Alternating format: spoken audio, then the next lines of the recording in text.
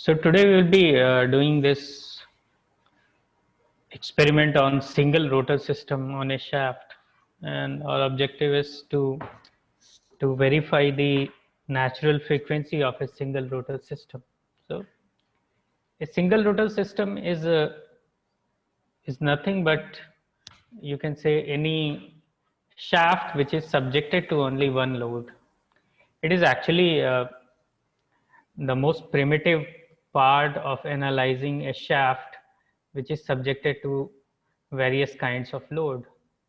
Generally a shaft during the transmission of load uh, remains connected with various kind of load. Okay.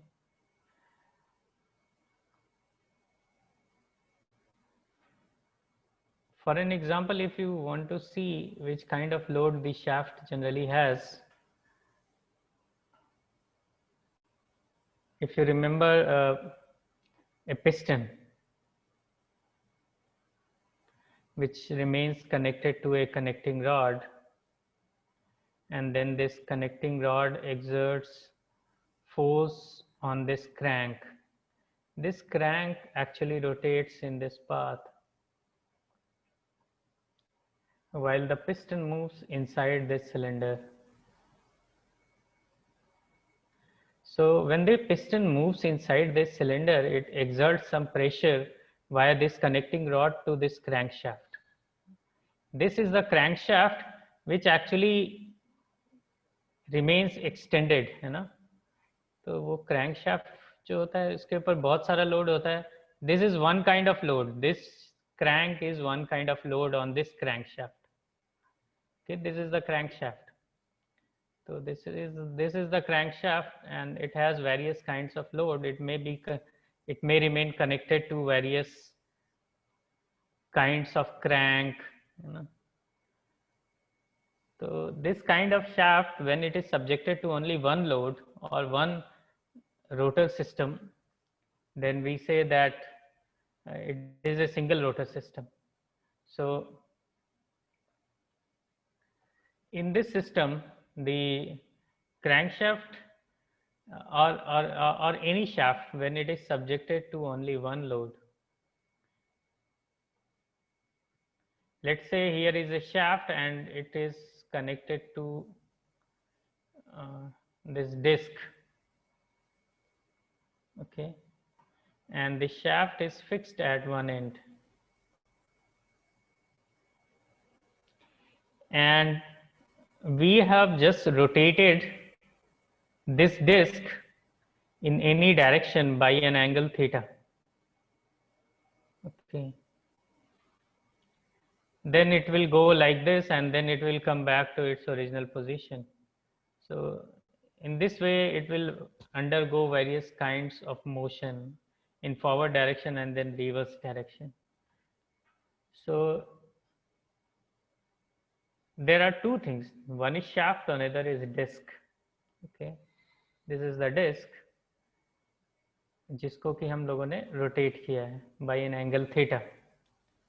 So if you remember the basic theory of disc, then we say that torque is equal to I omega square. कोई भी disc अगर है तो उस पर अगर हम लोग टॉर्क देते हैं तो उसका जो टॉर्क होता है वो आई ओमेगा स्क्वायर होता है. लेकिन जब वो फिक्स है और हम लोगों ने सिर्फ थीटा एंगल से उसको रोटेट करके छोड़ दिया है, then it becomes I omega square theta. And if you remember this shaft, the basic torsion theory of shaft, or if you remember the equation of torsion from the strength of material cause, then we say T by J is equal to tau by R is equal to G theta by L. Probably you have already gone through this in your strength of material course. So from this equation, torque is equal to, for a shaft, G J theta by L. और जी J by L को हम लोग उस shaft की का stiffness भी बोलते हैं, है ना? तो stiffness in torsion KT into theta. तो या ये दो इक्वेशन को अगर हम इक्वेट कर दें तो लिख सकते हैं omega is equal to under root KT by I, और या तो फिर हम लिख सकते हैं क्या,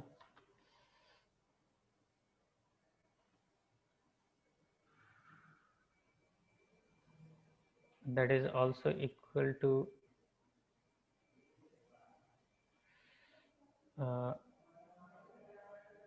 अंडर रूट K को लिख देते हैं G J by L I. Remember these G, J and L, these three parameter belongs to shaft. I belongs to the disk, है ना? I came from this equation and G, J, L belongs to the shaft which came from this equation. Okay. ये actually क्या है कि जब हम लोग इस डिस्क पे टॉर्क दे रहे हैं इन रिवर्स डायरेक्शन, तो शाफ्ट जो है वो अपने इनर्शिया के कारण उसको वापस अपनी पोजीशन पे लाने का कोशिश करता है, and that is why we have equated these two equations. Okay, तो omega is this, then the natural frequency को क्या लिख सकते हैं, omega is equal to 2 pi n, correct? तो नेचुरल फ्रीक्वेंसी इज n, जिसको कि हम fn भी लिख सकते हैं, is nothing but 1 by 2 pi under score G under root G J by L I. So this is the formula for a shaft which is rotating in a single rotor system. This Fn value will give you some RPM, है ना? यहाँ से अगर आप n निकाल दे तो अगर आपने shaft जो कि एक सिंगल रोटर से कनेक्टेड है उस आरपीएम से रोटेट कर दिया तो क्या होगा, रेजोनेंस हो जाएगा, है ना? उसके कारण शाफ्ट ब्रेक हो जाएगा. इनफैक्ट बहुत सारे इक्विपमेंट्स लाइक कंप्रेसर और many crank shafts and in many cases the shaft failure happens due to this reason, okay, because this the rotating frequency becomes equivalent to its natural frequency. तो हम लोग को पता होना चाहिए कि इसका नेचुरल फ्रीक्वेंसी कितना है. तो for this the natural frequency is 1 by 2 pi under root G J by Li. So in this experiment we have to verify whether this equation is correct or not. तो इसके लिए हम लोग ये एक theoretical value निकाल लेते हैं which is given by Fn is equal to 1 by 2 pi under root G J by Li, and then we compare it with the experimental setup. So in experiment you will see there is a shaft which remains connected to one disk, and we give some motion to this disk and then we count for 10 oscillations. Okay, तो वहां से इसका time period निकल जाएगा, time period से आप natural frequency निकाल सकते हैं. सो दिस एक्सपेरिमेंटल वैल्यू और the natural frequency must be equivalent to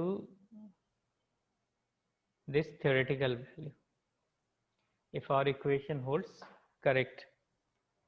So that's all about this experiment, and this is one of the most this is primitive step towards analyzing various kinds of shafts which are subjected to various kinds of rotational frequency. Okay, और ये सारी जगह हम लोग को ऐसा ध्यान रखना चाहिए कि इसकी नेचुरल फ्रीक्वेंसी से हम लोग इसको रोटेट ना करें, बल्कि थोड़ा कम में करें या थोड़ा ज़्यादा में करें, अदरवाइज आपका शाफ्ट फेल हो सकता है. So in next experiment we will be going through shaft which is connected to more than one rotor, and further how we can minimize the vibrations by using some kind of dampers. So today's experiment is just a primitive step towards that. So does anybody has any question? Sir, I just have one doubt in this, that omega should be is equal to under root of KT by I, right? In yeah, that is what I have written. Omega is under KT KT by I. Okay. I I just thought there is T. okay. This is not T. This is a probably just some mistake. Okay. It is KT by I. You know, I have Okay. just Okay. Thank you. compared these two equation. I omega square theta equals to KT Yes. theta. Yes. Yes. Thank you, sir. Does anyone else has any question?